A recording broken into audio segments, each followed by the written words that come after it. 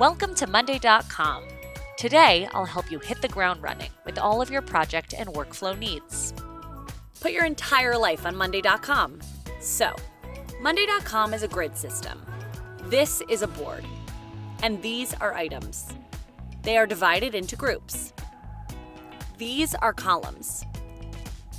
Each board is used to manage and organize something. Let's build a task board. We all have to manage tasks, so this is a great board to start with. List all of the things that you need to happen. Random order. Just put them there. Now, let's add columns. Columns display and categorize all of the relevant information you need to work on. You probably need to know who is doing what. That's what the people column does.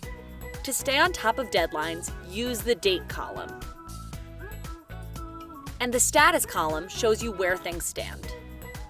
You can add more columns to track other key details. For instance, a numbers column. Let's track priority. We can add a status column and rename the labels to high, medium, and low. The status column is the most versatile, by the way. One last thing, groups. Groups are a good way to separate all of your stuff into big categories.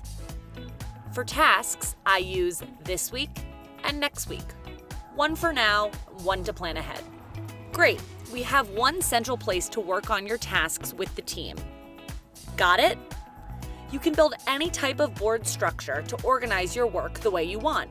Let me show you other types of boards. Project management, sales, agile sprints, orders, creative process, roadmap management, content calendar, HR management. The list goes on and on. Now it's your turn. See you on monday.com.